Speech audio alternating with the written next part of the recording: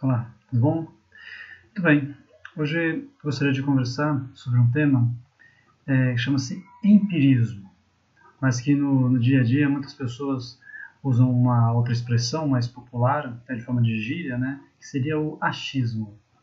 Geralmente nas aulas, nas minhas turmas, eu gosto muito de conversar sobre isso, né, que já não é de hoje, na verdade de longa data, os seres humanos, né, eles têm um hábito, uma mania de querer julgar, analisar certos fatos, certos acontecimentos, certas situações, com base naquilo que elas acreditam em puro senso comum, sem uma comprovação científica, né, sem qualquer embasamento científico. E isso é um tanto quanto perigoso, um quanto arriscado, e principalmente alguns temas, como por exemplo na área da saúde.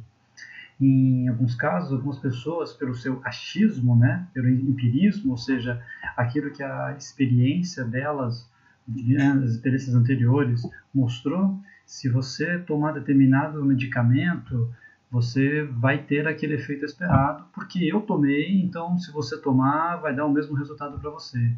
E não.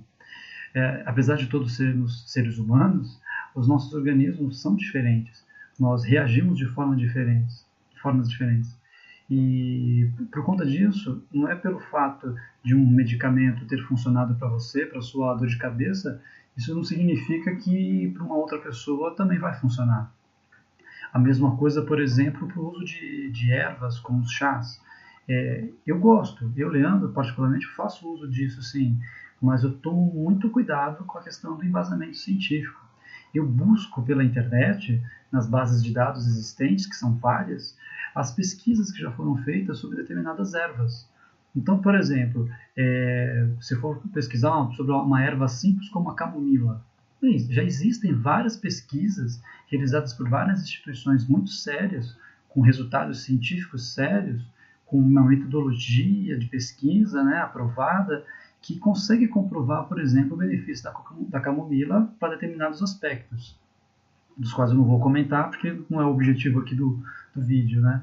Mas entenda, hoje, né, com a internet, com a facilidade que nós temos de acesso a tantos materiais, a tantas bases de dados confiáveis, não temos mais a necessidade de ficarmos apenas nesse achismo, nesse empirismo, que eu repito, seria o fato de nós basearmos nossas decisões com base única e exclusivamente das nossas experiências, principalmente das nossas atividades sensoriais, daquilo que a gente acredita que isso aqui vai ser certo, pelo que eu já ouvi, pelo que eu estou vendo, pelo que eu possa estar sentindo, e não é apenas isso, né? Por isso que eu recomendo fortemente a leitura, leia, existem bons livros também, né, que você pode adquirir e aprofundar sobre determinados assuntos.